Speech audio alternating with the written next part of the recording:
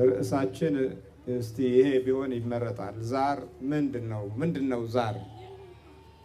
ቆሌ ምንድነው? ውቃቢ ምንድነው?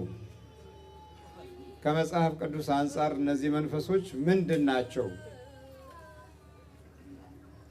ዛር ማለት ከቤተሰብ ወደ ቤተሰብ እየተሸጋገረ የሚመጣ መንፈስ ነው። ዛር ከመባሉ በፊት ግን በሶስት መንገድ ይገባል። አንደኛው መንገድ አምልኮት በመስጠት ፈንዲሻ፣ እርጉፎ፣ ይሄ ምናምን የሚበተን ነገር ቡና በማፍላት የእናት አባት ውቃቢ እየተባለ ሲለማመጡት የዛን ጊዜ ይገባል። ሁለተኛው መንገድ ጠንቋይ ቤት በመሄድ የመተታ ደፍተራ አስማተኛ ጋር በመሄድ የዛን ጊዜ ይሄን አድርግ፣ ይሄንን ብላ፣ ይሄን ውሰድ፣ ይሄንን ቅበር በሚባልበት ጊዜ ይገባል። ከገባ በኋላ አንዳንድ ልምዶችን ያከናውናል። ከልምዶቹ መሰረታዊ ጠባይ አንዱ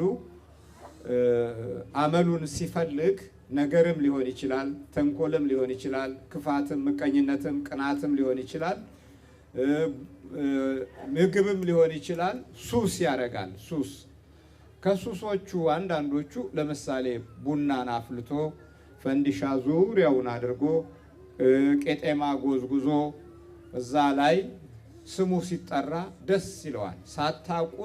ሳታቁት የራሱን ስም እየጠራ የአባት እናቴ ውቃቢ እያሉ ስሙን እንዲጠሩት ይገፋፋል። ከዛ በኋላ ምን ይሆናል ማለት ነው? ዛር ይሆናል። ዛር ማለት የዘር ማለት ነው። የዘር መንፈስ ማለት ነው። ይህ የዘር መንፈስ ያለባት እናት በምትወልድበት ጊዜ ልጁ ላይ አይነ ጥላ ሆኖ ይወለዳል። ሁለት ጊዜ ደግሞ መጠቃት አለ። ሁለቱም የሚጠቁት ምንድን ነው? የሚያጋባቸው መንፈሶች በተመሳሳይ ሁኔታ ይገባባሉ። ለምሳሌ አንድ ሚስት ላይ ዛር ካለ ወንዱ ላይም ዛር ይኖራል። እነዚህ ዛሮች ሴትና ወንድ ከሆኑ እየሰማችሁ ነው?